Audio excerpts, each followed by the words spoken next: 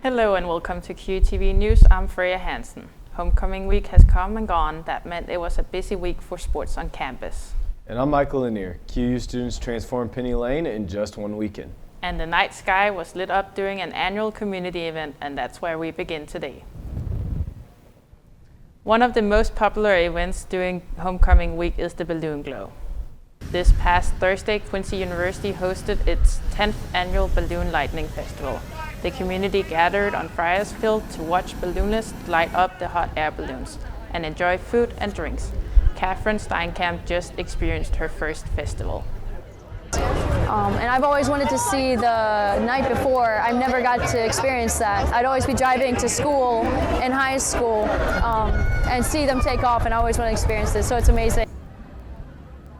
The balloons took off the next morning and gave rides to some members of the community.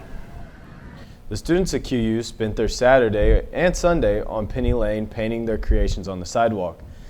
If you are involved in a sport or a club, you had the opportunity to sign up for a spot on Penny Lane. Saturday morning was spent setting up the paint and figuring out the layout of the design. Women's basketball was one of the groups there in the morning session. They knew they wanted to paint something that the whole team would love. And I thought it was really fun. It was a good team bonding experience. And our theme was QU women's basketball entered the villa. And so it was more of a Love Island theme just because Love Island was super big in the summer. So we decided to go that route, and we were all obsessed with it. So we were like, why not? Campus ministry, the dance team, men's basketball, men's volleyball, and of course, QUTV were some of the groups in the morning session on Saturday. There was music playing and paint brushes moving as these students enjoyed the perfect weather. Stop by Penny Lane to see all the groups' unique squares and how it all came together. Alumni were welcomed back this week for homecoming at QU. Some alumni came for the old memories and the football game, but some softball alumni had some other plans. QTV's Lindsay Fisher shows us what it meant to be a sophomore alumni. The day started early for the softball players, but not so much the alumni. The softball team put on its 4th annual alumni game. This year was special though, as the 1985 NAIA National Championship team was being honored. Okay, we're currently walking down to the field for the alumni game. Yeah, what Emma said, alumni is going down. It's a beautiful day for the alumni game. It's a great day to be a Hawk. Second base. The 1985 team were called up to come and introduce themselves and eventually got all together to take a picture for the memories. Then all the alumni got together to get their game plan ready to beat the current players and discuss what old stories they had from everyone's playing days at Quincy. It's super fun. It's a great event this whole entire weekend, starting on Thursday with the Balloon Glow. They didn't have that when I was here, so I really enjoyed that. We have friends in town that I went to school with, played volleyball and softball with. It's fun getting back together with them, but especially fun being in opposite dugouts as my kid. Some of the alumni just came back to enjoy some softball and get to visit with old teammates. The ones that were playing, I got to get some opinions on how they thought the game was going to go. Very good. How we feeling, alumni? We're winning. What do we think? I'm already sore. What are we feeling, alumni? What are we thinking? We're going to win. After the game, everyone got to socialize with each other's families and learn about the history of QU softball and the great perks of community at Quincy. Homecoming is always just a really special time, I think, for the whole campus, but definitely for my family in specific. Both my parents went here, and my mom actually played on the softball team. I think she graduated in '97, but it's really special to be able to share the field with her today. And she always loves coming back. My dad loves coming back, seeing all their old friends, old teammates, and all that stuff. But it's just always a really great day to have the alumni game and to see everyone out here together. Hugs and words were exchanged before the game was underway. Current players head off Hall of Fame pitcher Julian LaMarie, an 04 graduate of QU. But don't let the age fool you. Some of the alumni still got after it and almost beat the current team. Even though some were recent graduates, the older alumni did not seem afraid to get out there and shake off the rust. The National Championship team's head coach Charlene Peter was even in attendance and got to speak to the crowd as well. Needless to say, the softball culture is rich at QU. Next year, I hope the alumni better allow me to join. Lindsay Fisher, QUTV News, Quincy. Thank you, Lindsay. It's always great to see QU's strong sense of family and tradition on the softball field. Homecoming week means the women were back on the gridiron. Powder Puff football kicked off Wednesday with a twist for the 2025. The teams were divided into the freshmen and juniors versus the sophomores and seniors. Sprint football and NCAA players coached the squads. The freshmen and juniors led 14-13 after a first half filled with touchdowns and takeaways. But tempers flared and penalty flags flew in the second half. The sophomores and seniors got their offense going and won the game 28-13. It was good playing with all the ladies, even though it got a little bit heated, but we all came back together and finished out the rest of the game, and just as competitive as the guys, I would say, even a little bit more. So students had the rock rocking during the game and packed the stands with support. The energy was high, and the sophomores and seniors got to write their names in the history books as the 2025 Powder Puff football champions. It seems like all the homecoming events were a success. Yeah, there were a lot of homecoming events, but there were also a lot of events not related to homecoming. Yeah. One group on campus got a visit from a very powerful guest. More on that coming up.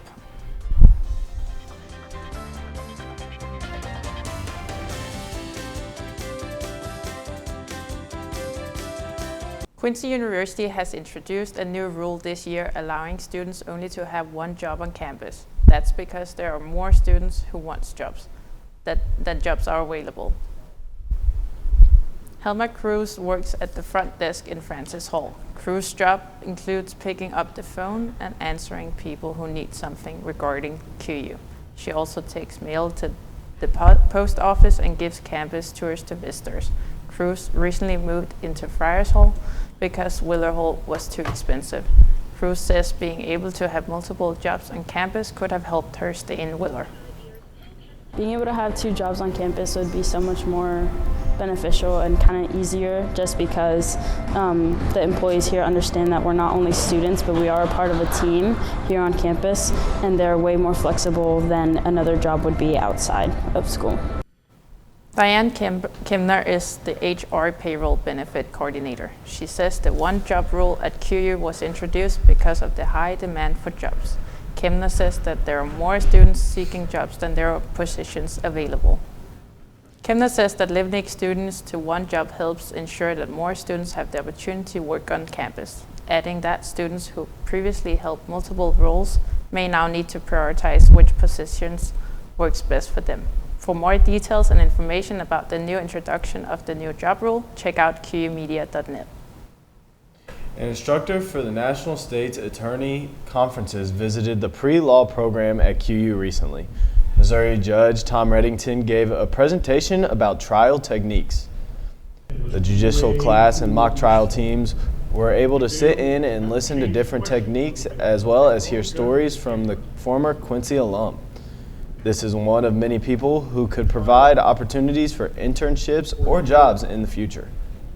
One of the things he's doing for us right now is he's giving both my judicial process class and the mock trial team part of his PowerPoint lecture on how to structure a direct examination of a witness. So again, this is something that, quite frankly, you have to go to law school and then get a real job before you get to experience. As the semester goes on, more judges are scheduled to talk to pre-law students. A new creative space on campus is giving students the tools to bring their ideas to life. The new makerspace is located on the 2nd floor of Francis Hall. Currently, it includes a t-shirt press and a 3D printer. Roger Lenders runs the makerspace and is open to adding more equipment based on the student interest. Lenders hopes it will inspire students to create for fun or even spark new business ideas. It's been helping me with creativity stuff, so like ideas that I have that I kind of just don't really speak out, it allows me to actually come here, talk to somebody, Mr. Leonard specifically, discuss ideas and a game plan to actually pursue those ideas and a place to actually do that. The marker space is open during regular building hours and is available to all students. Resident managers in Willer Hall hosted a fun event for the dorm building. The RD and RAs decided to host an ice cream party for the dorm. They served the students in the common area and offered 3 flavors to everyone. Students took this chance to get a sweet treat for the day. So everybody can have a nice little dessert at the end of the day before the end of the week. Just for everybody to get together and have a good time. Even though the event was from 6 to 8, students still enjoyed the event. For your next Willer Hall dorm event, make sure to check your email or group chat. It was a hot week last week. That ice cream would have tasted fabulous. Yeah, it wasn't even 70 degrees yesterday. Maybe October is finally bringing football weather. Lindsay Fisher is going to give us that answer in a moment.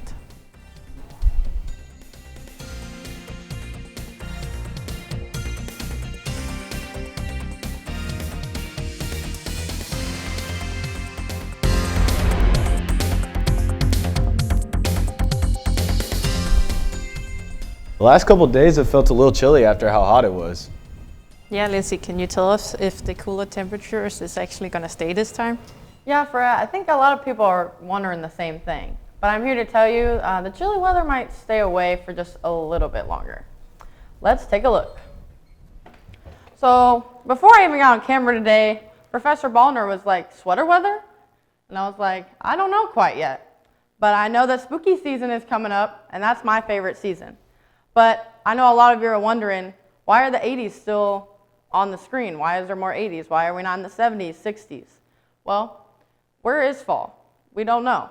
Hopefully it's coming soon because fall is my favorite season. So today we have a high of 73, but if you look at the low, that's the weather I'm talking about with fall. You got the low 40s. Today I had to wake up pretty early. I had to wear a coat to practice today. So, but usually the average is around 76, and then the low is around 54. So our low today was a little chillier than normal. And then the record usually in 1997 was 93. We're not in those anymore. So that's good. And then the low was 36. And we're also not as chilly as that either. So today you're going to see a high of 73, which we're getting away from those 80s, but it's still not that cold 60, 68, 67 marker. So we're getting there though. And then you see tonight is be a really low of 46. So if you're looking out, driving home for that fall break, make sure you might need to turn on the heat in your car this week. That's not good. And then Thursday you see a high of 75. So that's a good fall weather. It's still a little warm for me. And then when you see Friday evening and Saturday, looks like we're getting away from those 80 markers. But then it looks like Saturday's going to be a pretty nice day. It's going to be 77. So if you're at fall break, heading out with the family, going out to dinner, maybe just chilling out with the fam, looks like it's going to be a pretty nice day.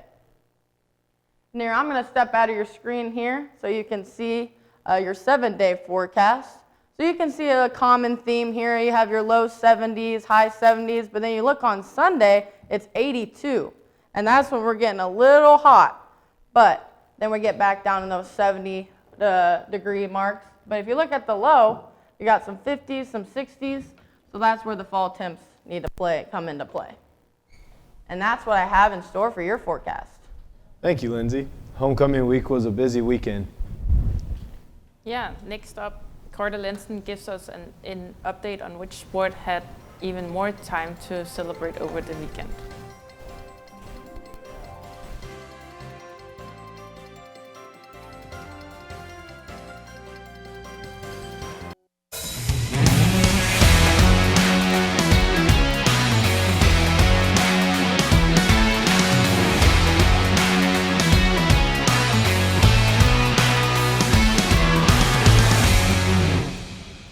Hello and welcome to the return of the wing here on QUTV Sports. I'm Carter Lenson, and this past week we had a ton of homecoming sports on campus. Let's start off with the hottest team on campus with women's soccer. The Quincy Hawks women's soccer team had a strong weekend as they kept up their momentum in GLVC play. Their hot streak started on Friday against Truman State Bulldogs at home in Legends Stadium. The Hawks got on the board first as freshman Abby Martin got her first collegiate goal with a long assist from Emma Tell to put the Hawks up 1-0 in the 33rd minute. But that's not for all. In the Hawks, with the pride of South City, Ella Wolford struck in the top right corner to put the Hawks up by 2. The defensive unit and goalkeeper led by Devin Tracy worked in tandem to shut down the Truman attack and preserve the clean sheet. Hawks would extend their conference record to 4-0-1 with a 2-0 win over Truman State. Going on to Sunday, Quincy was sniffing a 5-game win streak, and boy, did they deliver. Rebecca Reinheimer opened up in the 33rd minute, assisted by Alyssa Amaral. Deshae Johnson added the second goal in the 57th minute off of an Ella Wolford assist, and Faith Nieberge sealed the match in the 75th minute with a set up by Morgan Tucker. It was total domination from the Hawks side as they outshot the Cardinals 12-6, giving Devin Tracy her second shutout of the weekend. And the Hawks another conference win of 3-0 over William Jewell. Over to the men's side on Friday, they took on Truman State as well, but it did not go the same way. Back at Jack McKenzie Field, the Hawks' 3-game winning streak was snapped in a physical battle against Truman State. Following 1-0 in a tightly contested match, Quincy applied pressure all night, racking up 15 shots, including 12 in the second half, but they could not convert. Defensively, Quincy held firm. Jack Ellis Palvistas played a full 90, anchoring the back line, while Ismail Amaldi helped control the midfield and stifle Truman's opponents. Truman's lone goal came in the 53rd minute, and despite Quincy's persistence, the Hawks could not find the equalizer. With that result, that moved Quincy to a 5-2-1 record with 3-2 in GLVC play. Heading into Sunday's matchup, the Hawks' 3-game winning streak was snapped against Truman State, but it stayed consistent with the loss on Friday of the Hawks. Needed to bounce back on Sunday against William Jewell. Carlos Moreno Haynow opened up the scoring early, netting his 7th goal this season in the 7th minute off of Josh Nasou. The Hawks doubled their lead in the 71st minute when Matthias Bridgenaw buried a chance to set up by Alvaro Heredia Garcia. On defense, Quincy was at result. Palvistas logged yet another full match, and Jake Offerman turned out a shutout in a performance with 7 saves to preserve the clean sheet. The shutout was the Hawks' 4th shutout of the season and pushed their record to overall 6-2-1. Both sets of Soccer Hawks go on the road this weekend as they take on Rockhurst on Friday and Southwest Baptist on Sunday. The women's volleyball team kept their reign of terror going as they went down to interstate rivals of McHenry University, and boy did they not disappoint. They came out on top in 3-0 with key performances from Susanna Beretti with 14 kills, 4 blocks, and 19 digs, as well as Elena Casavica led the team in 34 assists to help the Hawks win 3-0 over the Bearcats. The Hawks looked to keep the winning up as they went across the river to the University of Missouri in St. Louis, but fell just short. The match ended up going all 5 sets with the Tritons winning 3-2. Key performances was once again Susanna Beretti with 23 kills and Elena Casavica with 54 assists. The Hawks will be at home this next weekend as 2 teams from Kansas City will be in Pepsi Arena as Quincy will take on Rockhurst and William Jewell. On Saturday, the NCAA football team looked to keep their state championship status alive as they played for the top hat against McHenry University on homecoming Saturday as Jason Kilday and the Hawks looked to get another conference win. While all the aspects were on the Hawks side, they fell short. Key performances from the Hawks were Braden Little with 239 passing yards and 2 touchdowns, Jackson Burnett with 5 catches and 53 yards and a touchdown. And on the defensive side of the ball, Brock Wiley led the team with 14 tackles and Brock Emmon with 11 and an interception. But you know what they say, when you live by the sword, you die by the sword. And the Hawks, only having 22 rushing yards, helped the Bearcats spoil homecoming by a score of 24-21. The Hawks go on to William Jewell College to take on the Cardinals in the Battle of the Birds in another trophy game. To round out homecoming this weekend, the Sprint football team took on Bellarmine University at The Rock. The 0-3 Hawks were hungry for a win, and this was their best opportunity of the season. The best performances of the day came from running back C.J. Jackson running for 182 yards and 1 touchdown, and on the defensive side of the ball, Donnell Packer tied the single-game tackle record for the Hawks with 19. Even with all that, the Hawks would end up losing to Bellarmine by a score of 9-7. The Hawks will be back home in 2 weeks as they take on Midway University. That's all we have for sports this week. Tune in next week for more highlight plays and the Hawks Superstar of the Week. I'm Carter Lenzen. Thank you, Carter. I know we both had to wake up early for day of service. What did you have to do? I'm gonna go and have to wait to answer that because coming up we have a behind the scenes look at what took place during QU's day of service.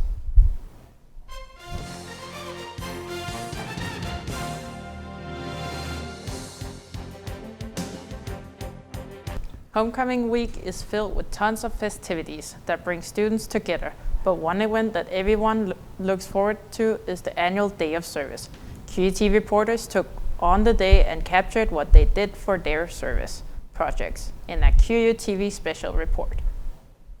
For day of service, some of the football players outside of different grocery stores around the town of Quincy, me and Michael Lanier are outside of Hy-Vee off of Harrison. And our job today is collect different non-perishable food items like pasta, packaged dinners, hamburger helper, stuff like that, as well as hygiene products, so deodorant and toothpaste and baby wipes, all that type of stuff that we are going to be getting today.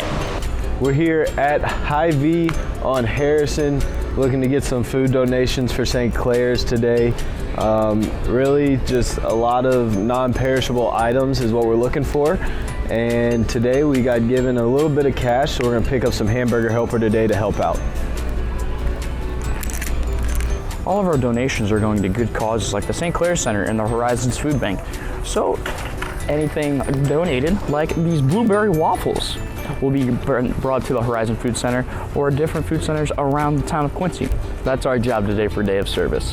Hey, this is QU softball. We're at service day today. We're at Chaddock School. What are we doing today, Michaela? Picking weeds! Woo! Right now, the QU softball team's picking weeds at Chaddock School. So this is what everyone's doing. Got our gloves on. Got our gloves on. Catherine's picking them weeds. Look at her go. This is Kinsey. She's picking weeds at Chaddock. Hey, happy service day, everyone. So I'm standing here with women's soccer today at Day of Service, and they're at the Horizon Soup Kitchen where they're helping out cleaning the front and cleaning all the trash away and getting ready for the guests to come in and have a nice free meal, and yeah, just helping out people getting a good meal today and getting all the trash away. Today we're out here at the Horizon Soup Kitchen and Food Pantry, and we're cleaning up around to help our community out, and it's really nice to be able to give back, especially being I'm not from here, so being able to give back to the community that I'm in is pretty awesome. Almost 1,000 students participated in Day of Service with the economic impact of almost $150,000 in the community. So Day of Service is very fun for all of us, but what would you say your favorite Day of Service project? Because I would take this one any day of the week because last year I was painting a wall. Mikey? I understand that. Last year I was with you painting that wall. This year we were outside, getting donations, and a fun part of that was I was given a sign. And I felt like I had to spin the sign, and I ended up spinning it right into my head. And might have hit a car or two. Yeah. Lindsay, what about you? Well, I think I still am picking thorns out of my fingers because I had to literally cut down roses off of thorn bushes, and I was in the bush. So I think I found a couple of thorns after my Day of Service project, but I felt good afterwards, though. Freya, what about you? Well, 2 years in a row now I've been cleaning stuff, so I guess that's what I'm just sticking with. So who doesn't like to clean? Thanks for joining us for QUTV News this week. You can find more stories on QUmedia.net and on Facebook and Instagram. Have a great day.